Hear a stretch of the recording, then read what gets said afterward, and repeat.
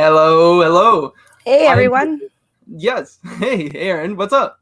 Not much. Working on the road this week, but excited to be tuning in. Very excited for tonight's episode. How are you doing? I'm doing well. And this is episode 15. Could you believe that? That's awesome, eh? It's crazy. That's amazing. Yes. And all the wonderful people here tonight. If you guys don't know, I am your co-host alongside Aaron. This is Aaron. And tonight could be the turning point for you guys. And if I could get some interaction in the chat, could you guys post where you guys are from? And then alongside that, if you guys are new here, post a number 1. If you guys are a repeat, if you guys are coming back and watching the show again, we're glad you're here. Put a number 2. We'd love to see who is here. And if there's any ones in the chat, we'd love to welcome them as a community. 100%. Yeah, let's do it. I want to see. Awesome. Oh, we got a couple. All right. Claudette, Air, nice. A local. Look at that. That's awesome. Lots to learn. Yes. Yeah, this show is pretty awesome. We know, yeah. And I'm really excited. Yeah, I'm really excited for this show. The tagline itself is enough of a catcher. And then, Doug surprises us every time with his wisdom. So I'm really excited for tonight. Awesome. I'm so glad to see so many repeat faces. I love to see that. Welcome back. So if you guys didn't know, this is a Q&A show. And how this works and how you interact with this show is a few different ways. So to ask a question, or if you have a comment you want to ask, you just post it in the chat. But if you're feeling a little bit more comfortable today, you can actually come onto the show with video or without video. Or if you're feeling anonymous, you can just come in and ask Aaron behind the scenes your question. And how you might do that is around when we're about to take questions, I'll pop a link into the chat where you can just click it and then come in backstage. Really easy. Super easy, and we love when we have people to chat. Put on the hot seat. Get your questions answered now. It's awesome. This is amazing. Look at everybody. Welcome. This is awesome. So one thing before we get right into the show, I just like to ask if you guys could share this post. Usually every show, we're going to be doing a little giveaway if you use the hashtag AskDougDame.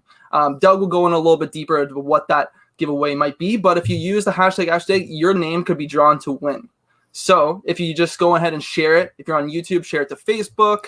If you're on Facebook, just share it to your timeline.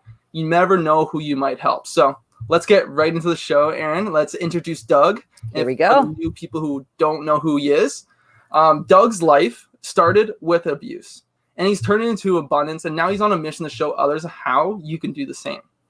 Doug and the team created the show, and we wanted a platform because we wanted to reach a lot of people to help them get unstuck really fast. Doug discovered that the turning point can actually be quite simple, and it can happen quite fast for you. But Doug spent years trying to figure it out for himself, and he doesn't want you to go down that same hardship he went through. There's a quicker way. There's a faster way. If you just listen to Doug, there could be a better way for you. This could be the turning point for you. All right, let's bring him on. Here we go. Hey, Doug. Hello. How are you? Doing well. How about you? I'm good. Aaron, I love your commitment. You're traveling and you're still here on Thursday night. No makeup and all, but yeah, I'm excited. I don't care. Screw makeup. You don't need makeup. You're beautiful as you are. I love you. Thanks, buddy.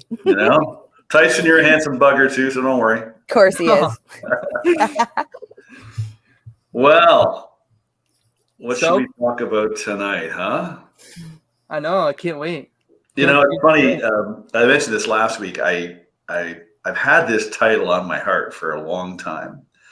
And obviously, I think, maybe not obviously, but what I've learned is most of the things that we want to teach or share or help others from our heart is because of our own experiences, of course. And so I really struggled with the idea of what it meant to be a man. And so I've sat down with hundreds and hundreds and hundreds of people I mean, I spent years in business, coaching and developing and mentoring people.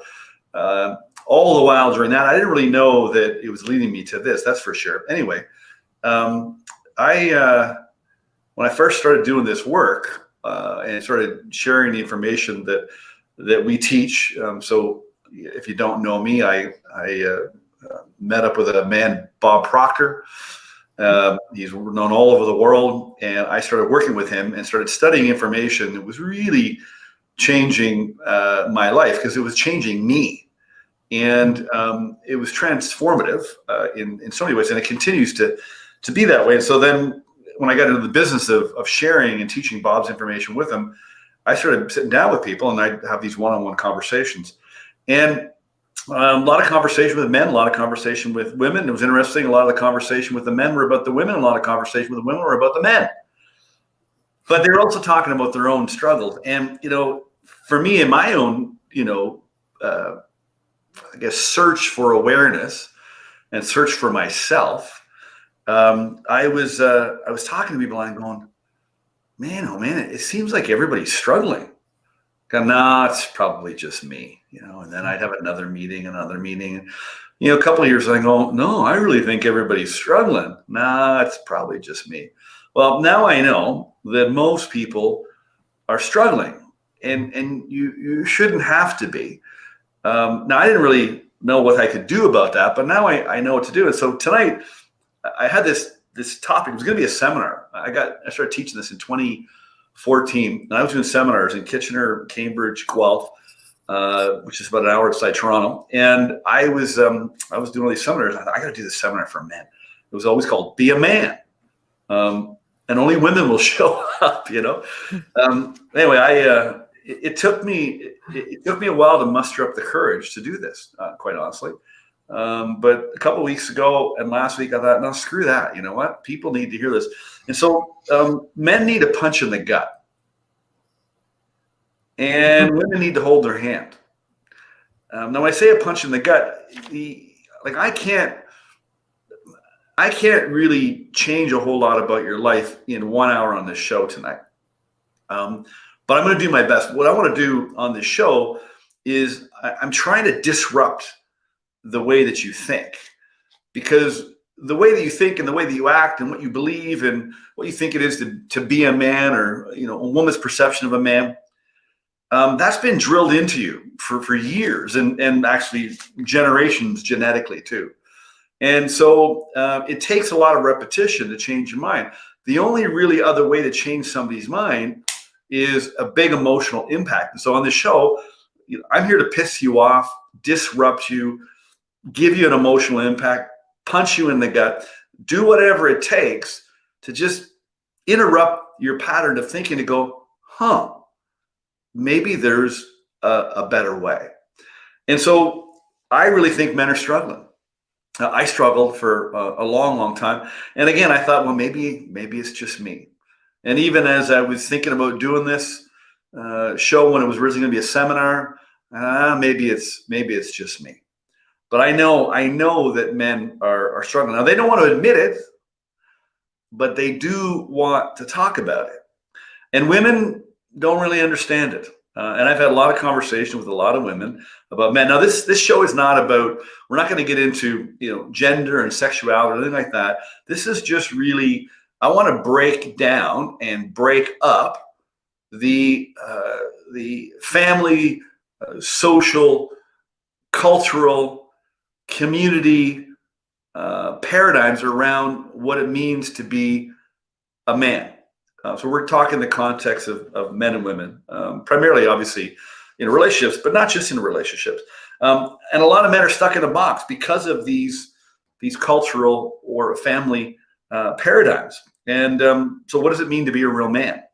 And I think the struggle for men is to be understood and accepted, be who they want to be, in spite of what they're told they should be or what their buddies tease them that they're not.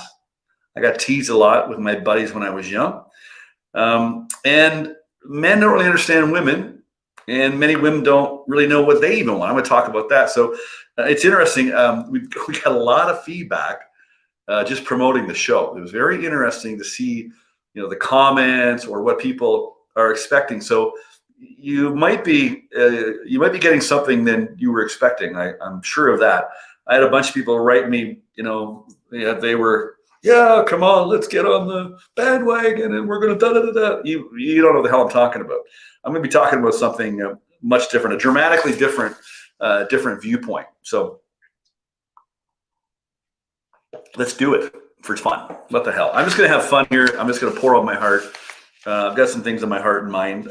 Just before the show, I grabbed a glass of water and I went into the bathroom mirror and I said, God, give me the words to help anybody I can tonight. And I've learned to do that because this is not about me. It's not about me and having a TV show or anything like that. I have something to say, and I got a message a long time ago, and I was told, I will give you the words and the heart to help change the world, and that's why I'm doing what I'm doing.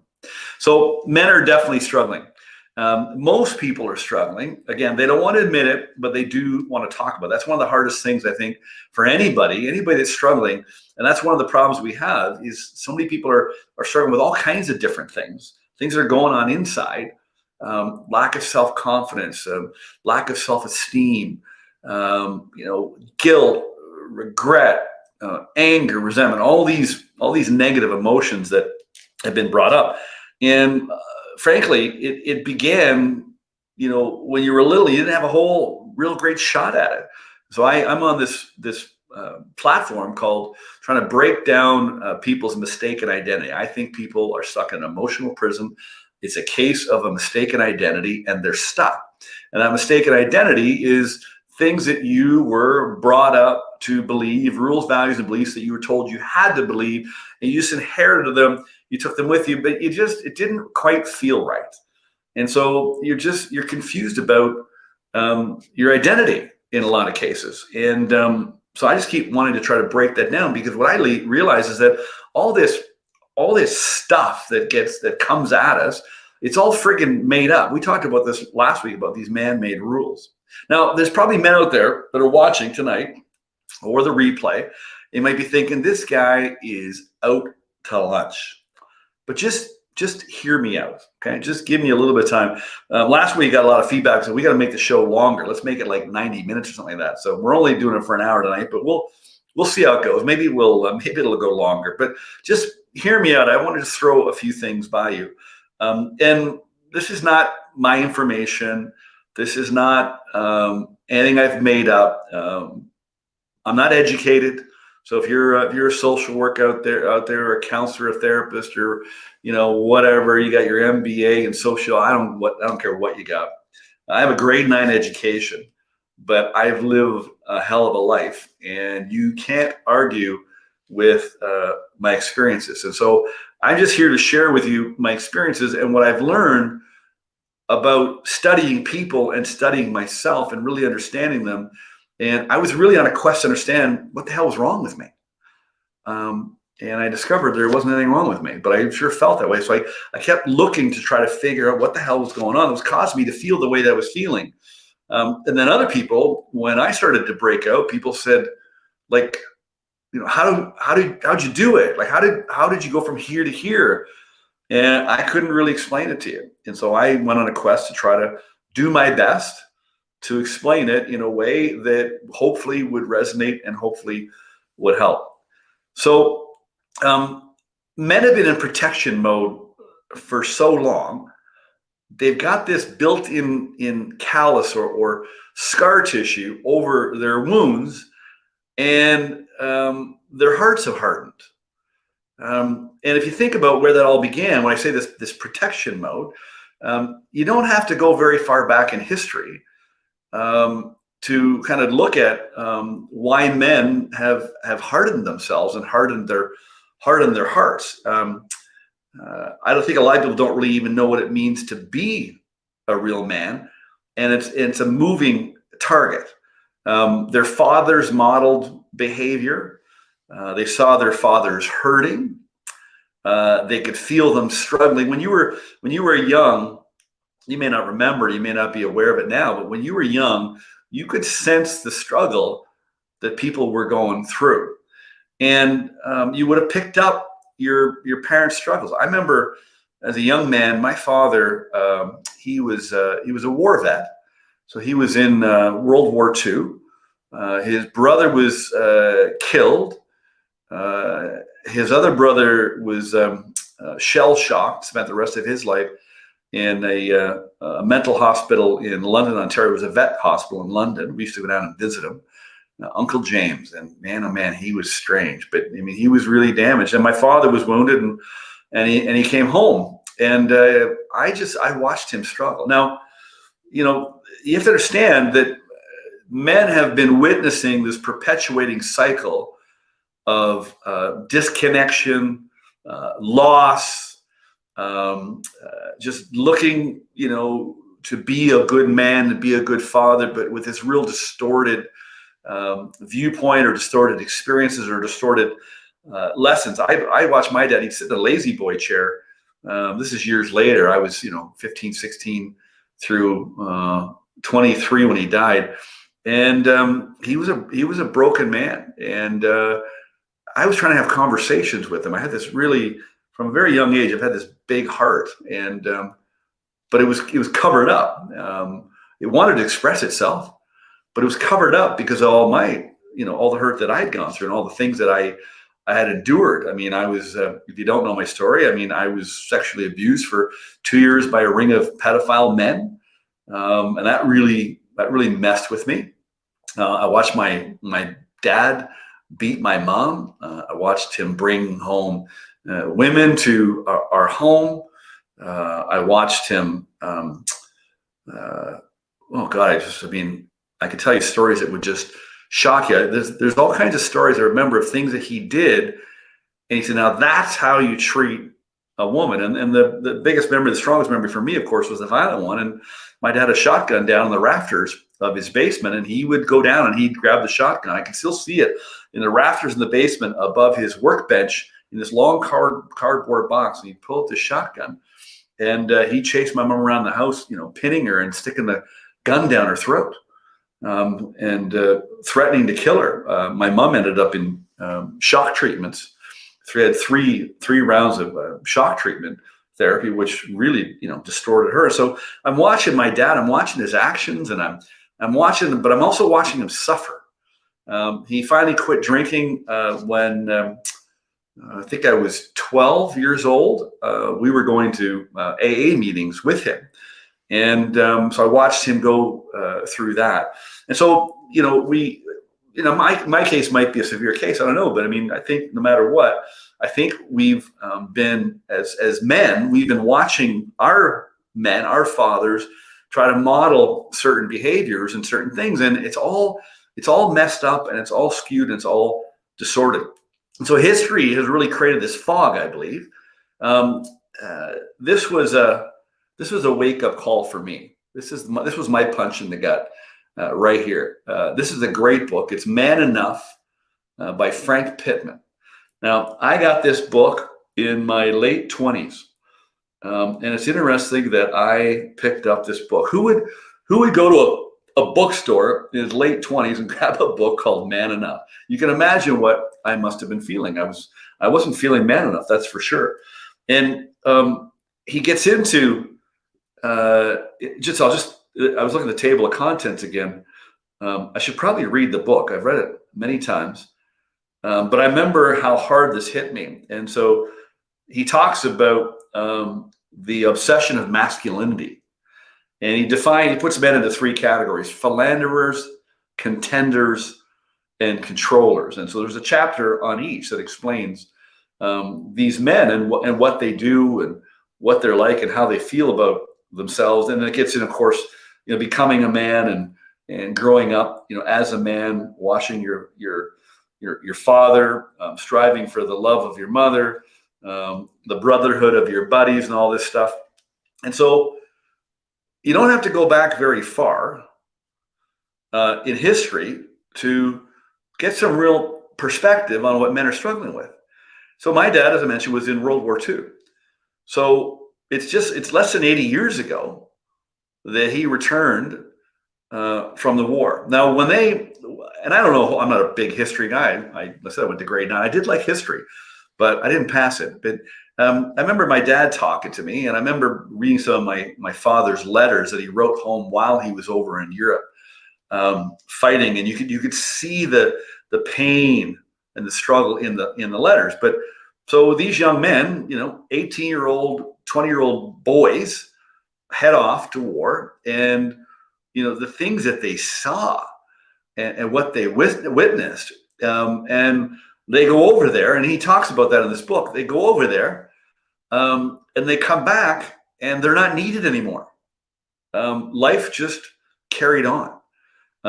Women had stepped up. They stepped up, and they started taking care of the family and the children and working to pay the bills, etc. And so the man comes home and he's lost. He doesn't know what the hell to do.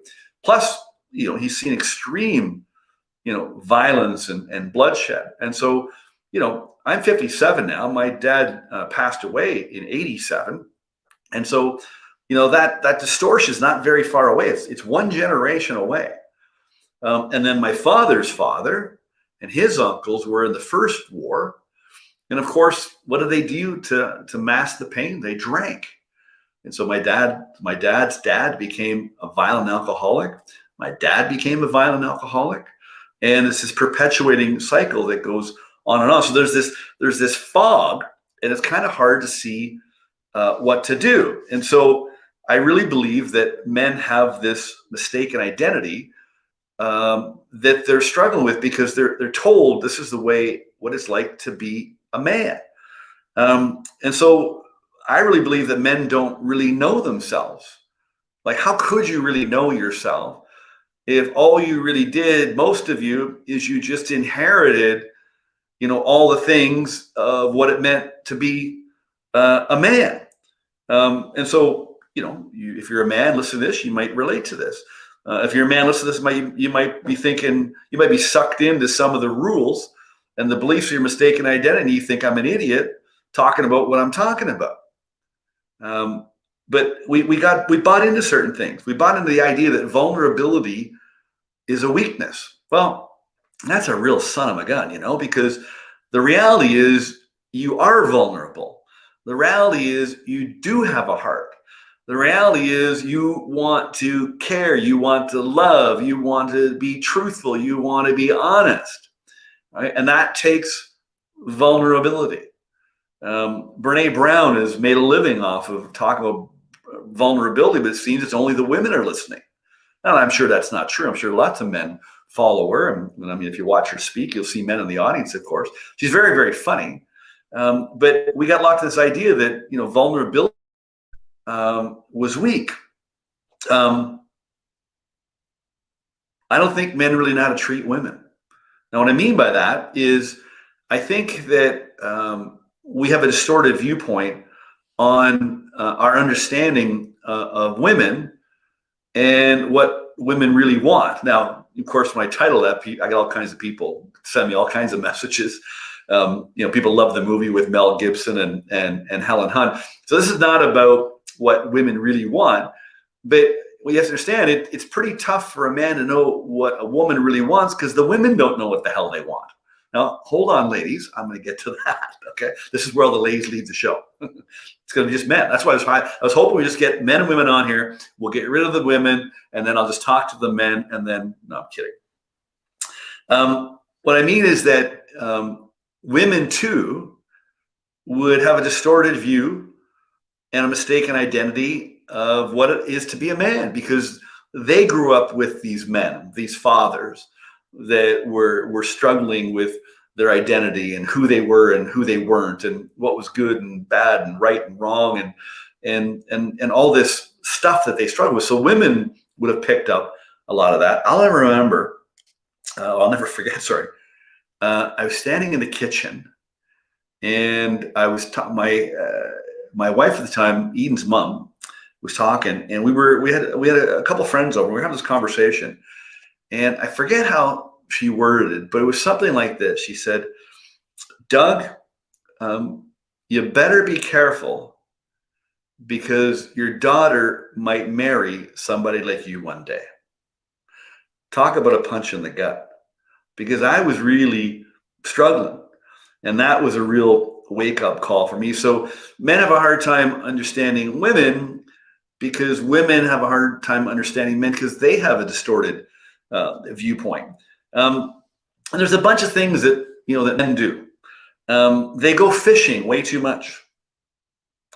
Now, I'm not talking about fishing like with a rod and a lure. Well, I guess you probably could call it a rod and lure. Men are constantly fishing for women's attention. I get women all the time telling me that they'll get these messages through social media. They'll get a message where the man is they're messaging back and forth. And they go, are they like? Is he hitting on me? Like, I don't know if he's hitting on me or not. I said, he's hitting on you. What he's doing is he's fishing and to see if you bite. And if you don't bite, or if you kind of catch him that he's fishing, well, then he backs off.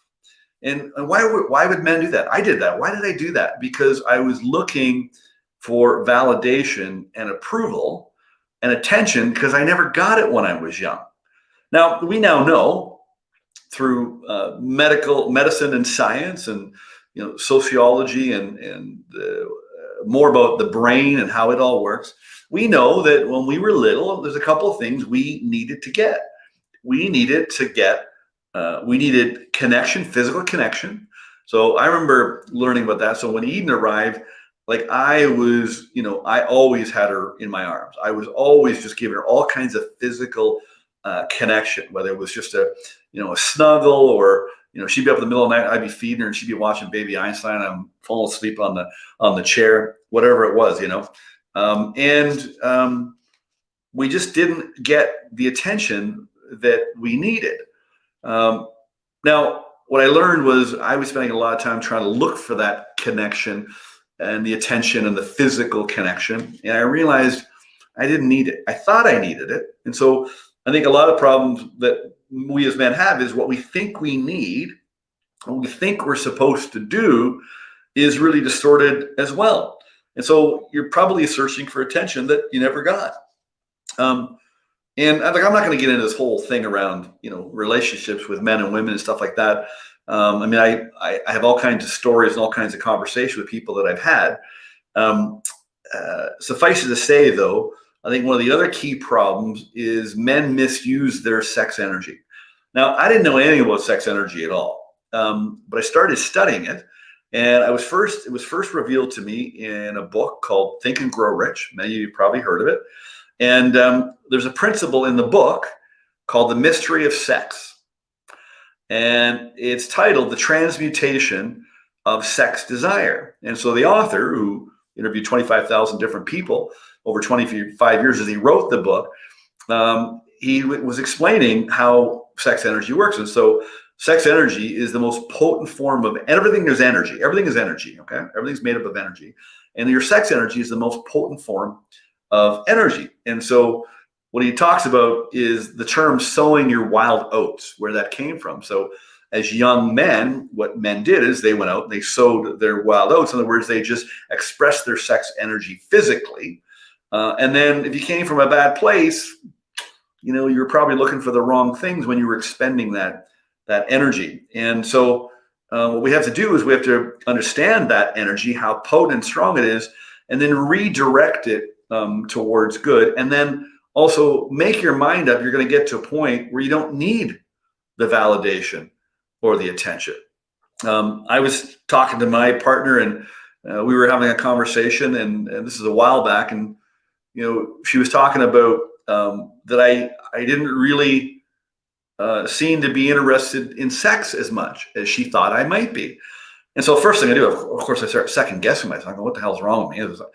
And I realized, I go, no, I don't need the attention or validation anymore to make me feel good about me. And so I think as men, what we've got to do is a few things. Number one is I think we have to make up our minds that we are going to do this differently. And I think the challenge I would pose to you would be, if you're not feeling good about yourself, as a man, as a husband, a partner, a boyfriend, as a father, as a leader, as a teacher, I think you got to decide that you're going to do things differently. And all you got to do is just take a look at how you're feeling about yourself. You don't have to go with the man-made rules. You don't have to go with all the archetypes that have been created through history of what it means to be a man. You can be any kind of man that you want to be. And I don't think you should become a man that your wife wants you to be. I don't think you should become the kind of man that your kids want you to be. I think you got to become the man you want to be, whatever that means. And who gives a shit what your buddies think? Okay. That's another problem. I grew up with a bunch of great guys, but we teased each other a lot, and I thought I was the brunt of most of the teasing. Well, it turns out I wasn't, but I was just so, self-centered in worrying what people thought of me. I didn't feel good about myself. I was very sensitive. I picked it up a lot, And it was interesting. There was a post of a young lady I knew when I was, I guess, early 20s, something like that, and we kept dating, but we were friends, but I liked her, and I saw a post on Facebook, and I just reached out in a post. I said, I forget what I said, but she was just this beautiful soul that came into my life, and you could see clearly from her post she was still this beautiful soul. And later on in my life, I started getting these comments that I was this nice guy. I was kind, but I didn't feel that way about myself. I had a real distorted view about myself. So I think I just decided, like, I got this book. That was the starting point, the turning point, and I didn't feel like I was man enough. And so I started reading up on what it meant to be a man. And man, oh man, did I ever have it freaking screwed up? And all the men I was talking to, they had it all screwed up. These buddies of mine would continue to tease me. And I decided, you know what? I don't want to be like them. And so I fired them. I left. Now, they're good people, but it just wasn't, wasn't lining up for me. There's all these other things that we were told about being a man. Be strong, compete, win at all costs, conquer women, stay in control, all these things. So if any of those things, you believe, man, oh man, I think that's going to get you in trouble if it hasn't got you all in trouble already. It got me in trouble, that's for sure. Now, here's the beauty of men, okay? The beauty of men is they have really big hearts. Really big hearts. I think no matter where a man is right now in his life, in his family's relationship, no matter what he's done, no matter what damage he's caused, no matter what hurt he's endured or he has created from that hurt, I believe men are good. I think all people are good by nature. And men have big hearts, but unfortunately, you've been taught to suppress it, and that would be hard on you. That hurt me a lot because I had a big heart and I was this sensitive guy, and I just wanted to love people. I just wanted to love people, and I really do love people. And it took me a long time to muster up the courage to express my love or my heart openly through words, through gestures, through writing. And so I implore you to open your heart. I remember seeing a movie. It was A Case for Christ, Lee Strobel. And he was, I won't get into the movie, but he was basically he was a reporter, true story, he was trying to prove that Christ didn't exist. And so he went on this mission and all this research for a newspaper and for a book. And I remember his wife praying to him because he was really lost, He wasn't just lost because of what he was looking for, but he was lost. And she kept praying. She goes, God, please soften Lee's heart and renew his mind. And so that's my hope tonight, is that you will soften your heart and you'll renew your mind. Men just want to be good, and they just want to do good. Now, there's a lot of men out there. There's a good man right there. Corey Payne, Men Are Good. He's a good man. There's a lot of men out there that have done a lot of bad things. I had a lot of men do a lot of bad things to me. I did a lot of not so nice things as I was growing up, and I was trying to figure out what it meant to be a real man, and show up the way I wanted to, and show up so I felt good about myself. But when I hear these men and what they've done and the struggles and the stories, my heart goes out to them right away, because I thought you learn to do that. Now, you can't use that as an excuse like I did. Well, you can, but you're just going to become more calloused, both in your heart and in your mind. I think men are kind. Men just want to be good fathers, good leaders. I was reading, I read a daily devotional, and the piece of scripture in the devotional today was about Jesus talking about servant leadership. And so he would wash the feet of his disciples, and he was trying to teach his disciples to, as a leader, wash the feet of your followers. And so the devotional was about servant leadership. I just love that. I thought, wow, what a great concept, And so I think men just want to be better fathers. They want to be better leaders. They want to be better husbands. They just want to do better and be better. And ladies, we've got a few questions coming. Maybe I'll address some of the ladies' concerns. But I just think that you might have a distorted view on men too. It's distorting the view of the men in your life. Now I can see it already. Oh, well, yeah, you don't understand. I went through this with that. Hey, I get it. We all have a story where we've been hurt and where we have pain, and your heart might be hard and calloused, or scar tissue has grown over it.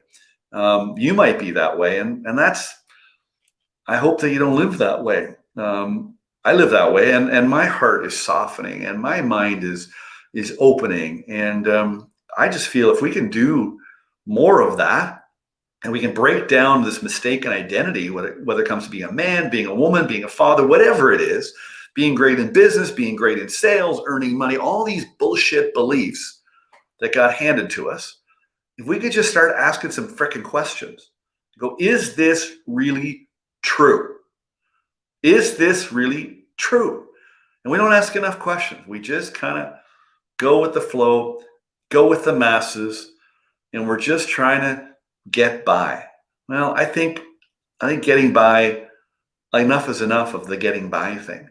And I'm hoping that, maybe I can lock arms with a few men that want to make a difference, because I really want to make a difference. And I made my mind up. Even leading this show, I was scared, I was scared because there's something on my heart, my mind, and I want to share it, but I want to say it and do it in the right way. I want you to understand where I'm coming from. And if you don't understand me, then you don't understand me. You don't know me. If you really knew me, you'd know where I'm coming from.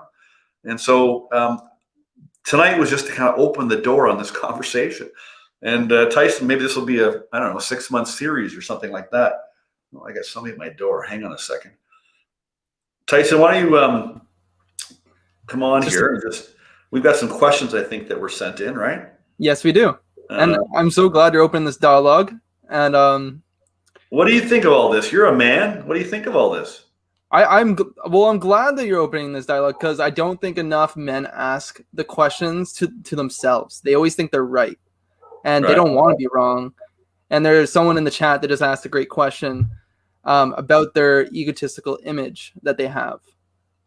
And I think that's something interesting to be talked about, because I don't think enough men want to critique themselves. Yeah, no, they definitely. think they're good. All right, do me a favor. Sorry, we might have to edit this out. I got to get somebody at my door here. That's the joy of working at home, but the pain of working at home. There's somebody at the door. So just Let's go get people to share the show. Drop the link. There's a freebie there for people for your self-image form. You can grab that, and I'll be right back. Yeah, sounds good. Hey, Aaron. Hey. So, what I'm going to do right now is I'm going to drop a link for the show. Yeah. So people can come on. Excellent. It's going out right now. But also, everybody, this could be a great time to download the worksheet, this takeaway sheet that Doug has created for everybody. It's called the self-image formula. As well, I'm going to post it into the chat right now. I'm just going to copy and paste it really quick from the chat that we're having. I'm loving the comments, by the way. It's been a really fruitful and insightful episode for sure. Definitely. Uh-huh. Yeah. And I love how positive everyone is about it. I know. I always have a soft spot, and I shouldn't say for men, but yeah, I think you guys get a rough deal from society, or all this expectations of you, and I don't know. It's a lot to handle, especially if you don't talk about it. I'd go crazy. Well, especially Claudia said an interesting question. I think this is something that I want Doug. Oh, here he is. Yeah, I saw this too. Good timing, buddy. Hey. This is sorry about that. And my dog is barking because somebody sold the door. So I don't know if you can hear no worries. Are you ready? You're back in the hot seat? Yeah, no, I'm ready. Absolutely. Yeah. Here we go. So I just want to make sure you guys, you grabbed the link for the self-image formula? Yep. Okay, beautiful. Yeah. Yeah, and this is an interesting topic. We don't have a lot of time, so we could go all night probably. Mm-hmm. Let's just see where the hell it goes. What the hell? Yeah, man. Right, we have a good question. Give me something to deal with. You mentioned something while I hopped off there. Yeah, Claudia Snow had a very good question. Lots of great men out there, but what about the ones that continue to shatter lives at the cost of keeping their egotistical image in society? Well, listen,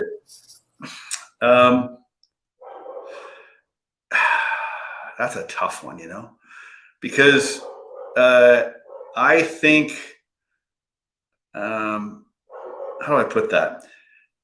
My mind always goes to the abuser. Okay, so I was abused in a lot of different ways, emotionally, physically, by my parents, my father, my mother. I watched my parents abuse each other, and then I was sexually abused for, a couple of years, 2 years steady by a ring of 5 different men.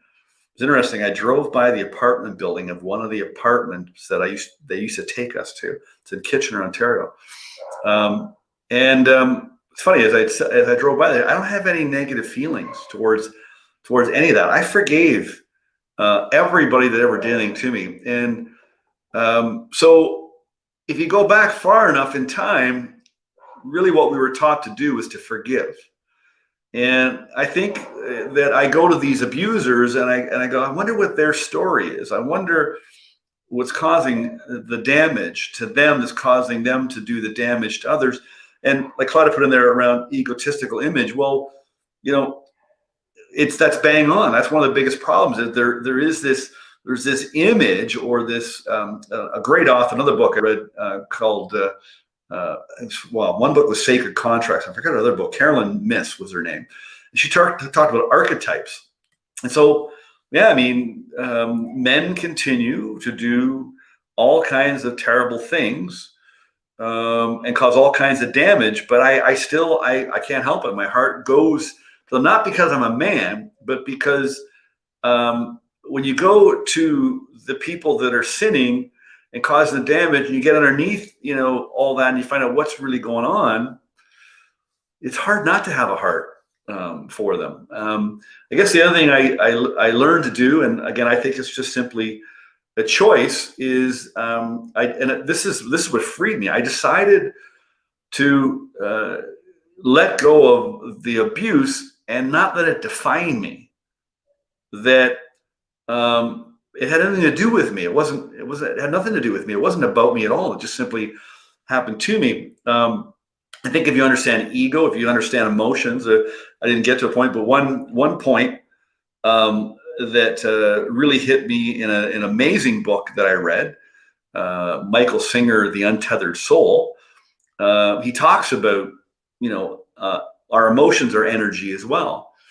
And we're supposed to let the energy just pass through us. Like you're driving in a car and the trees are passing you by and cars are passing you by and buildings are passing you by and you think nothing of it. It just passes by you or passes through you. And but with our emotions, though, we hold on to them. We hold on to the emotional negative energy. He says you understand how your mind works, how energy works. And if you really got it, it's not complicated. You go, I'm not doing that anymore. because it's hurting you. And he talks about this untethering of your soul from your ego. And a lot of people don't really understand ego. So in Claudette's writing, unfortunately, ego and society is driving, and that was my whole point of the show tonight, is that men are just like women. I mean, I was talking to somebody today, and it wasn't, too long ago, a couple centuries back, where if a woman was big and voluptuous, that was sexy. And that's all changed. Like, that's the bitch of this, guys, is that all the rules, values, and beliefs that you were brought up with, they're constantly changing. We were talking today about indigenous people. She works with indigenous people and the marginalized. We're talking, had this beautiful discussion about it. And, we were talking about how she called it self-determination, how they determine they want to be and how they want to be seen. But I just see these changes in what we're supposed to call indigenous people. And it's like the rules are always moving around, and it's no wonder people are having a hard time in their life. They just can't seem to keep up with the rules. So I think you got to make up your mind you're going to let go of that shit too, because it'll drive you crazy. I mean, we've been taught to worry about what people think. We've been programmed to be the same, but that's impossible because we're all unique and different. I don't know if I'm answering Claudette's question, but I think I would say love them anyway. Point them to somewhere they can get help. Take care of yourself. Become your best self. Women really got it messed up when it comes to fixing men. I'll tell you that. That's a whole other show, though. Anyway, what else we got? We have another question. Here we go. What is your take on women who operate more out of a masculinity energy and tend to carry out the same tendencies men do? And for example, vulnerability, looking for validation or protection. What's my take on women who operate more out of masculine energy and tend to carry out the same tendencies men do? Vulnerability. What my answer is? It's who cares? And what I mean by that is sometimes the questions that we run through our minds and the questions that we pose, with other people and, on a show like this or conversations like this. Like, I know I'll even tell you, if you're watching, who gives a shit what I tell you? Like, this is just my perspective. This is my 2 cents.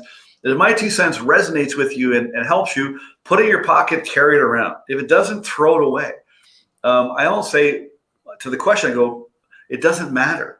I think what matters is you really discover who and what you really are. And you find who you are through your own awareness. So, I mean, one thing that, I implore anybody that wants to work with me, whether you come to me for business advice, how to grow your business, earn more money, sell more, get rid of the stuff from your abuse like I did, whatever it is you come to me for, I only work with people is if they will renew their mind, and we take you through a process. There's a process I take you through step by step of things you need to do to start changing the way that you're thinking. And so I just say, just be who you want to be, think the way you want to think, do what you want to do, and get under the thumb or get out from underneath the thumb of what everybody else is telling you should do or you should be, or how you're acting in the case of this question. I do the last couple of words of validation and protection. I don't think you should need validation. You should get yourself to a point where you don't need it. And the only way you're going to get to a point where you don't need it is if you decide, I'm going to get to a point where I don't need it. And I don't think you need protecting. I think our children need protecting, but I don't think that we need protecting. Another comment I wanted to make about Michael Singer and this notion of energy. He said in the book, it was beautiful. He said, we have this built-in fight or flight. It's instinctive in us.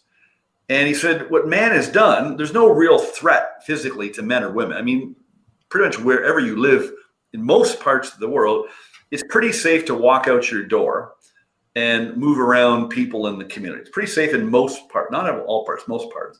He said, what we've done, though, we've transferred this built-in fight or flight physically to our emotions. We now believe we have to protect ourselves from our emotions. And man, when I read that, I go, that's the biggest crock I've ever heard. Why the hell would you do that? He's saying, like, don't do that. So I don't think we need validation or protection. We did, but we didn't get it. But it doesn't mean you still need it now. And this whole idea is we're like, this could be a really, Tyson, we had everybody in a room right now. If we were in a hotel room and everybody's watching, was in a big meeting room, man, oh man, it would be, it might be, on the other side of the screen, it might be kind of a hot topic. I don't know. But it's only because you're locked into things. You just believe things. Everything you believed, you inherited, or you took a belief and then you transitioned it and you made it into your own beliefs, and you'll fight me on it. It's not serving you, but you'll still fight me on it. And so I think you just got to make some decisions that, no, I'm going to fricking live my life according to my own rules, my own credo, what makes me feel right about me. Okay. Not what makes me feel good about me so I can, conquer the world or any of that stuff. Not from an ego perspective, but from a heart perspective. And I think if you're honest with yourself, maybe you need to start having some conversations in the mirror. Look yourself right in the eye and go, so Doug, listen, I need to have a little chat with you. You might want to start talking to God. Have a little conversation with your real father and get some perspective that way. So I don't know. I guess my answer is, who gives a shit? Just do what you want, be what you want, live the way you want, dress the way you want, express your energy any way that you want.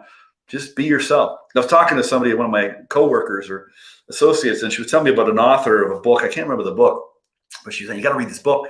And it's about a Navy SEAL.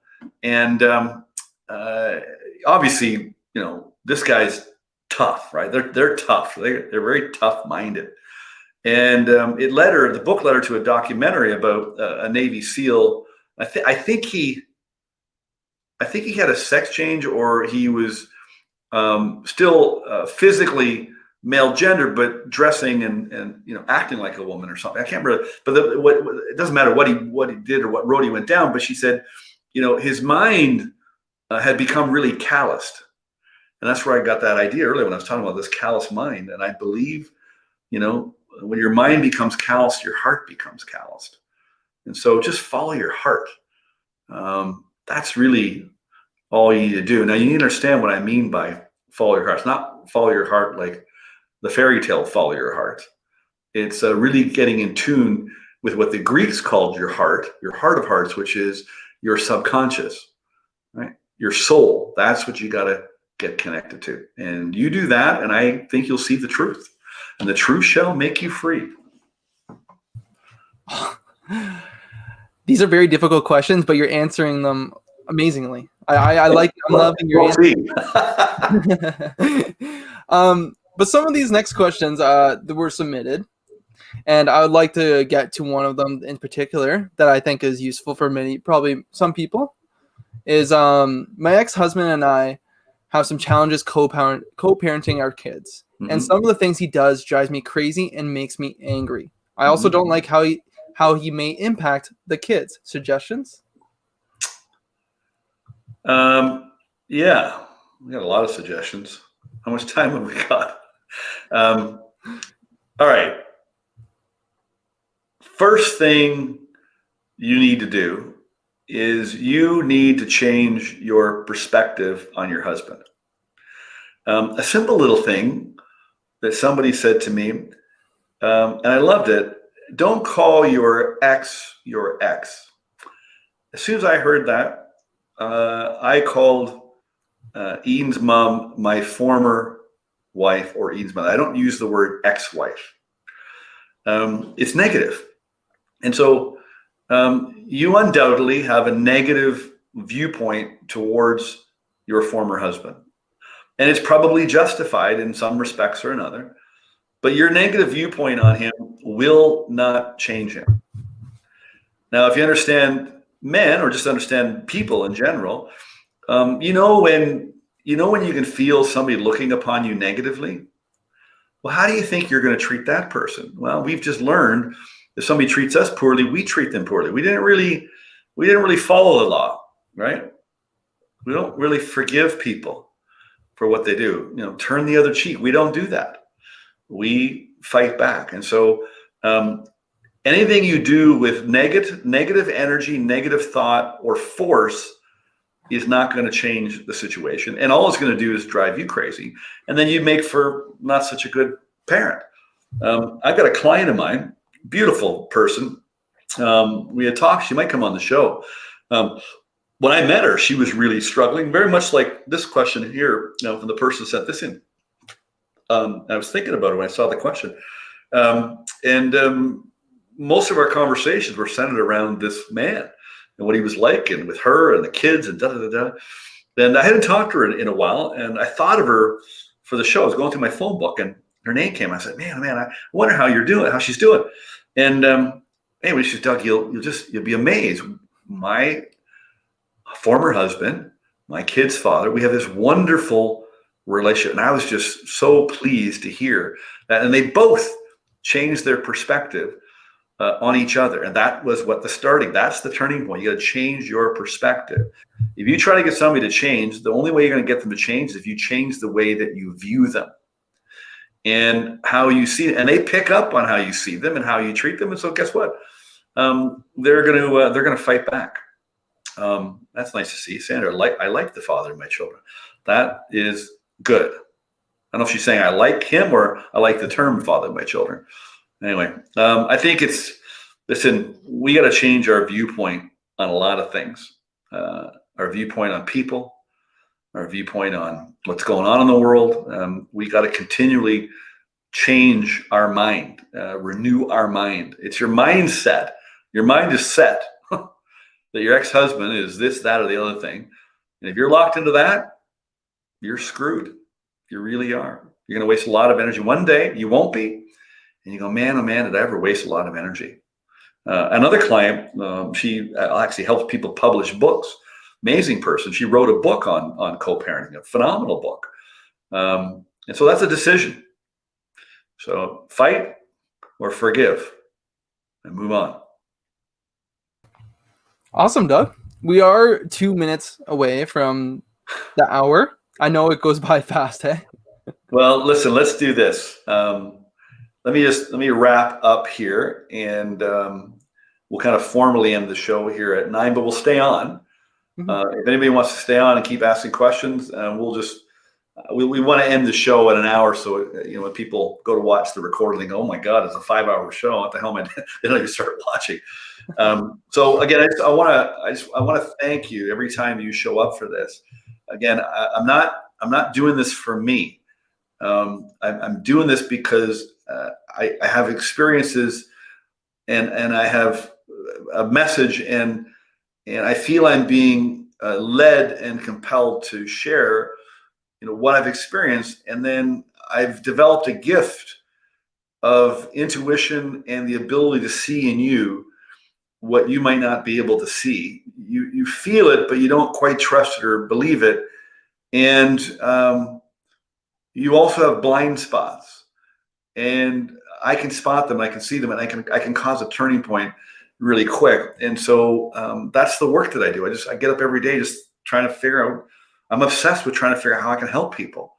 And I did the show to be one way to do that. And I hope it's helping. People say it's helping, and I'm glad that it's helping. So I want to thank you for watching it. I really appreciate if you share it. If you have shared it, thank you. If you haven't shared it, please share it. Disrupt somebody, piss them off. Just disrupt their thinking. Even if what I'm saying is right or wrong for them, just disrupt their thinking. It's like I'll be in a grocery store and I'll see a mom, yanking on her kids and yelling at them and spanking them. And I just go up and I just disrupt them. And I'll just go, hey, are you okay? Or I'll interject, I'll interrupt the pattern. And so that's what I'm trying to do here. So if you can share this and do hashtag Ask Doug Dane, and we're tracking that because we have a little contest of anybody that shares the show. So again, I want to thank you for tuning in. If you're watching the replay, let us know. Just put replay down. And we're doing this every week, and I'm just going to keep talking about whatever's on my heart and mind. And it usually comes from talking to people during the week with what they're struggling. And if I can help, I will do my best to help, and that's what I'm here for. So Tyson, Aaron, as always, I want to thank the two of you for being here, supporting me and supporting the people that are watching. And we'll end it there. I guess we can keep on going. Can we keep going live, Tyson, and we'll just edit the recording? Is that what we're gonna do?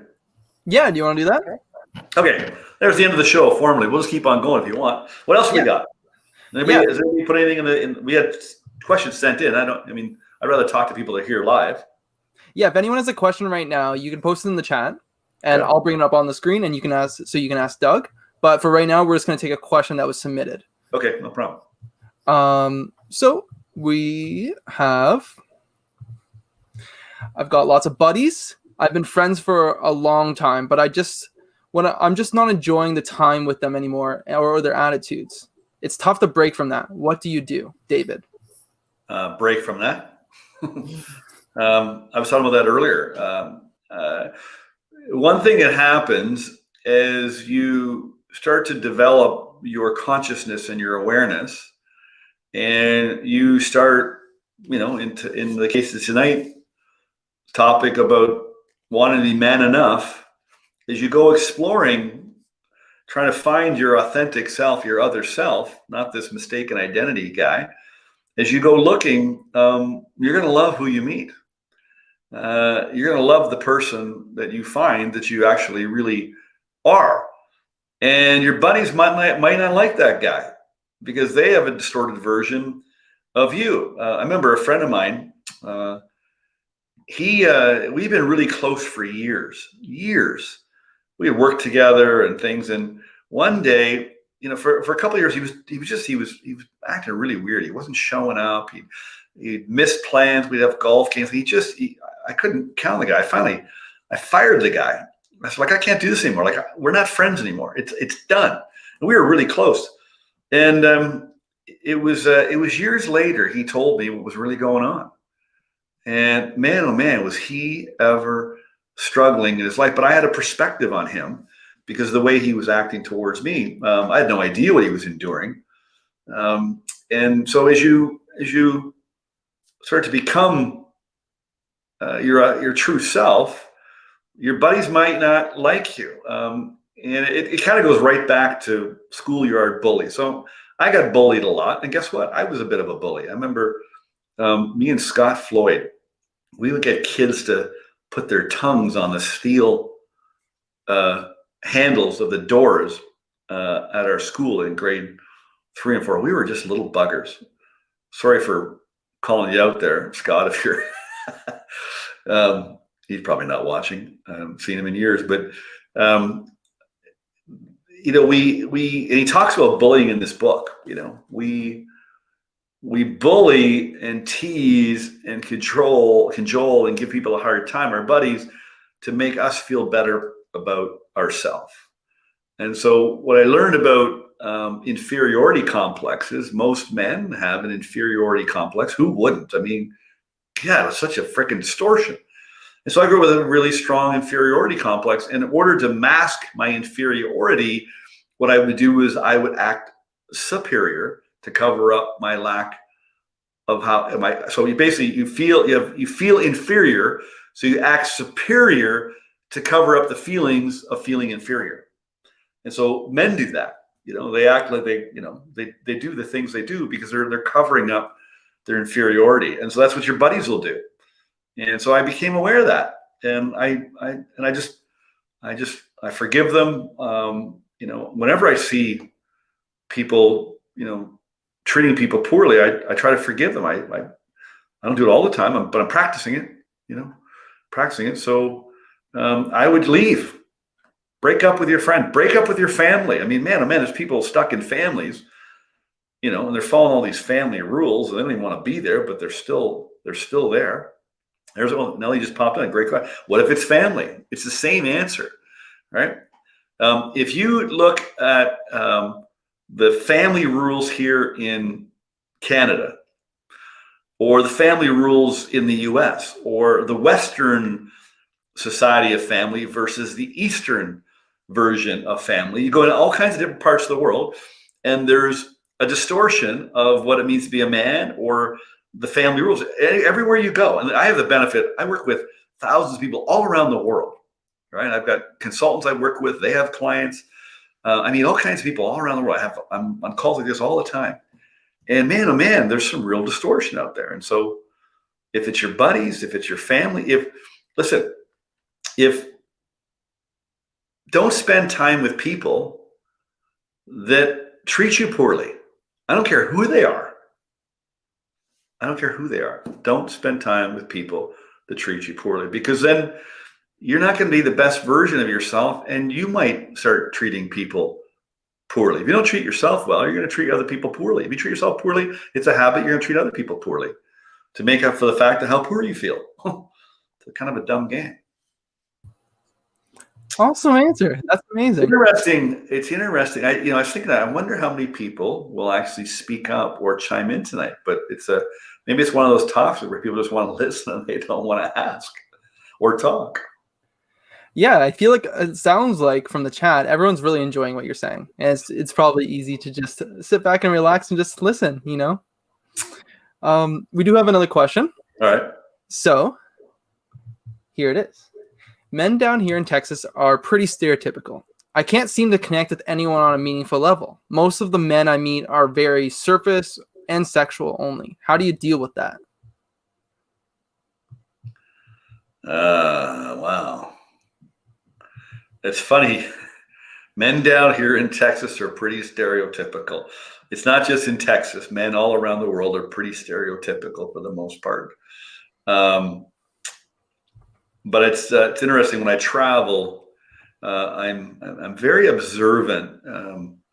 I really observe people because I really want to really understand them. I feel if I can better understand people, then I can do a better job helping people. And so I really watch men, especially being a man. And I'm really observing that, and I observe women with men, and I observe men how they treat women and their daughters and different things. I'm very very observant. Men,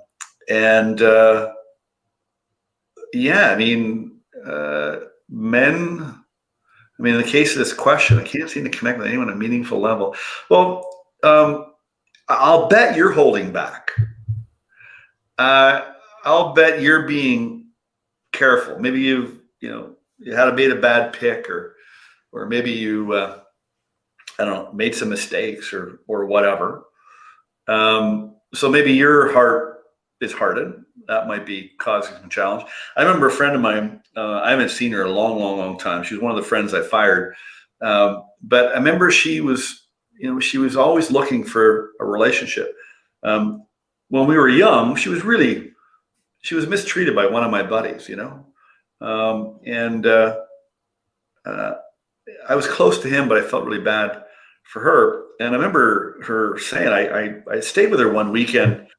She would have been, I don't know, late 30s. We would have been late 30s at the time.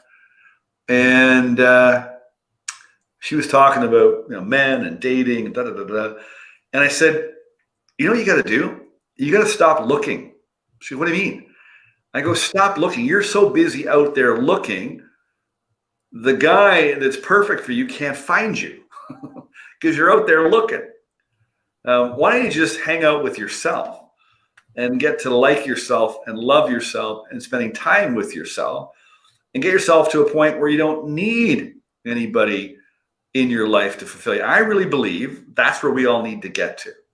I think we need people, we need relationships, we need love. But I think fundamentally, I don't think that we need to rely on our partner to complete us. That was that Jerry Maguire, you complete me. Opposites don't attract. It's not opposites that attract. It's emptiness that looks for fulfillment.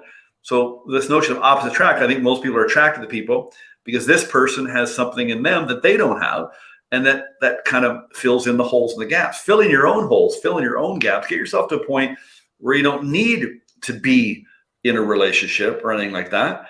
And you get yourself to a point, you won't have to worry about who you attract. Because you won't be attracting these men that are very surface and sexual only, because you know what? They'll be afraid of you. They'll be afraid to approach you because they'll see and they'll feel your strength. Now, don't overlook the weak ones because you might just miss a wonderful opportunity because, again, everything we've been talking about, men are masking and covering up their authentic self pretending to be somebody that they're not, hoping to get, and attract the person that they want. So I would just let that all go. Make a list of all the qualities of the person that you want. Make a list of them and just focus on those qualities and start hanging around with that person in your imagination. And lo and behold, one day they actually will show up physically. Awesome, Doug. We have another question from the chat from Diana. Okay. I'm not sure if I heard this right, but did you mention women should help fix men? If so, can you elaborate on that? What is the gray line between supporting or putting up with the shit? Well, what I said is, okay, so a couple of fundamental rules. Tyson, we should put it up somewhere. There's a funny YouTube video. It's called Nail in the Head. Actually, I have time with it. Maybe we'll play it at the end. Look that up, Tyson. Nail in the Head on YouTube. Anyway, men are for Mars, women are for Venus. I read the book a bunch of times. People remember the book if you've been around long enough. Very few people actually remember what the book was all about. But there's some basic rules that you need to follow. So for women, don't try to fix men. Okay, they don't like that. We don't like to be fixed. And don't try to solve our problems either. We like to go away and we like to solve the problems on our own. And I think John Gray, the author, I think he called it or coined it, or I saw it somewhere. It's called the rubber band effect. The men are like rubber bands. And if you just let them go and they pull away, they will snap back. And so what you do is you let them go, let them solve their own problems. Don't give them suggestions on how to fix the situation. Just let them go fix it. And if you let them go, they come back to you and they ask you for your help. And then guys, this is the Nail in the Head one video. You got to watch it.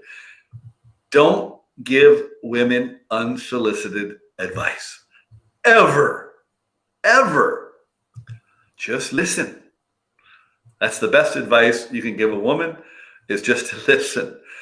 So when I said don't try to fix men, what I mean by that is if you're in a relationship with a man, if you try to fix him or try to solve his problems, it's only going to push him away. Now, that could also be because of his own distorted viewpoint on what it is to be a man. And I'm not saying John Gray is right. I'm just saying at the time that book came out, John Gray was right. I think he's right in some respects, but the book and a lot of the books, even this book, is written based on what it was like to be a man then. A lot of this still applies today because, these are just, drilled into us through, centuries of genetic and environmental conditioning. So yeah, just don't try to fix them. Real quick story. I was at an event and a woman came up to me and I said, "How you doing?" She goes, "Oh God, my husband's on my ass, but this, that, and everything." I said, well, tell me. So she told me what he was on her ass about, And I said, "You want me to help you change that?" She goes, "Sure." So I started talking. Well, there was other women overheard the conversation. And so the next thing you know, I got about 8 women in a circle and I'm still talking to this one person. They're all listening. And I said, if you want to fix this situation, just give your husband impression of increase. What I want you to do is every single day, I want you to give him a genuine compliment. Go, you know what I love about you, honey? And every day she had to give him a compliment. And she had to text me what the compliment was. And I said, now listen, he's not going to like it. He's going to be very uncomfortable with it.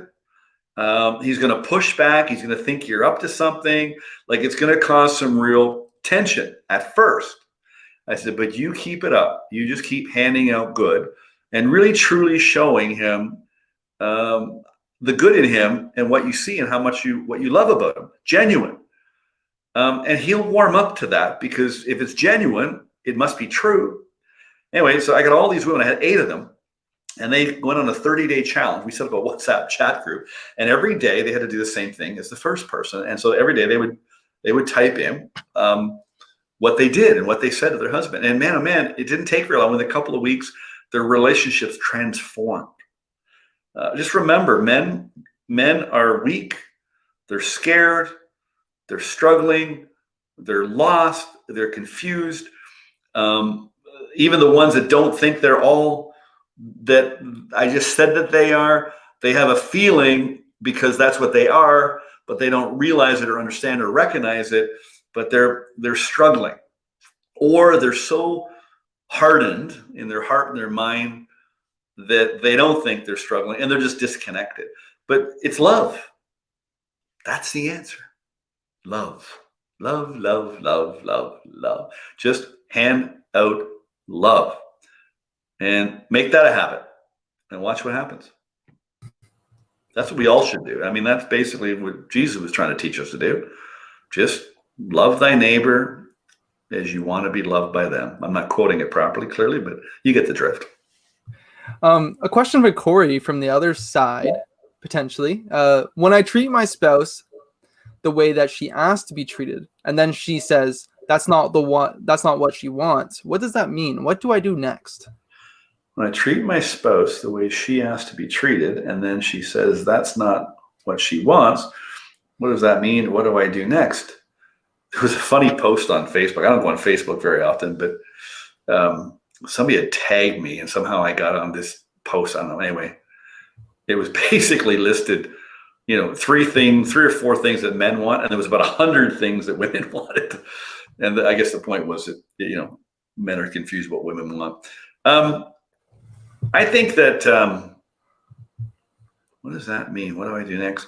I don't think you do anything, Corey. I think what we got to stop doing is stop thinking that we have to do something. A little model that I was taught, it was really transformative for me. And the person that was mentoring me, she said, okay, you have to understand there's a 3-way relationship going on in your relationship. I go, what the hell are you talking about, 3-way relationship? She said, well, there's the relationship you have with yourself. There's a relationship that your partner, your wife, your spouse has with themselves. And then you two form another relationship as a couple. And so you got to keep those separate. You have to have your relationship with yourself. Your wife has her relationship with herself. And then you have a relationship where the two of you share parts of your life. And the other model that she taught me was, don't get caught into this thing where, I'm okay, but you're not okay. Or I'm not okay, but you're okay. I did that, I'm not okay, but you're okay. It's always, I'm okay, you're okay. Always. It's never, I'm okay, but you're not. Or I'm not okay and you're okay. It's always, I'm okay, you're okay. No matter where you are in your life, no matter what stage, no matter how much you're struggling, I'm okay, you're okay. And I think I just decide, you know what? You don't need to know what she wants. It's not your responsibility to fulfill her wants. It's her responsibility to fulfill her own wants. And if there's things that she wants from you, it's her responsibility to communicate it. That's what I would say. Awesome. It looks like if there is any more questions, if anyone wants to have one last minute question, put in the chat now. But for right now, I always say, okay, we're going to end the call. Last chance for questions, and even all of a sudden somebody puts their hand up. But yeah, I'm gonna wrap up here. This has been fun. Do you have a question? Is there something on your mind? Is there an argument you'd like to make? Is there something you want to say? This is your last chance. Mm-hmm. You might miss the turning point. Looks like Claudia might have a few questions here. Who wants to marry a rubber band? Why can't honesty be a prerequisite to marriage? Is that so bad if somebody can't find a partner? That not causing reevaluate the standards expectations? Well, nobody wants to marry a rubber band, I suppose. But listen, people are people. And I think I would say this. I think most of us are not very qualified to make a good pick. That's what I discovered. I discovered that in me. And I thought, again, it was just me, but I've talked to a lot of people about their relationships, whether they made it or they didn't make it. a lot of people actually, their relationships do come together because they change their own mindsets. But I think we aren't qualified to make good picks. I was talking to somebody a few weeks back, and we were talking about a situation, and I can't believe that that she didn't hit on him. And I said, well, it's a good thing she probably didn't hit on him, because she's not qualified to make a good pick. Given where she's at in her life right now.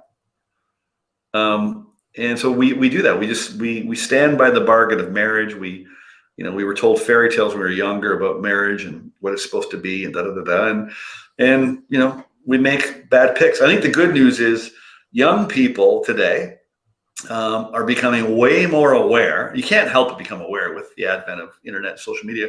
I think young people are, and I think they are going to make better picks in their partners. I think their relationships are going to be better. I think they're going to raise healthier children. I think those children will become better parents, and they'll raise healthier children. And I think over time, I think it's going to get better and better. But some people have been in some lousy situations, and you're still dealing with that. And you can keep dealing with it or not.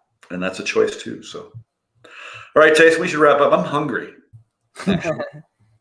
Well, I guess last minute, I'd like to make sure everyone downloaded that self-image formula. Yeah.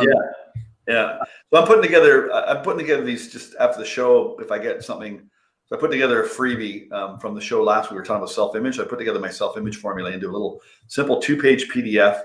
The other week we gave away the laws of thinking and living. Got lots of great feedback on that. So grab that link. Click on that now before we go if you want to grab that, and that'll take you to a page, and you can grab that and download. I think you'll like it. I think you'll enjoy it. So grab that if you want it.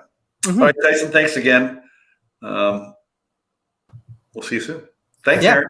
Bye, guys. We'll see everyone soon. All right. Bye.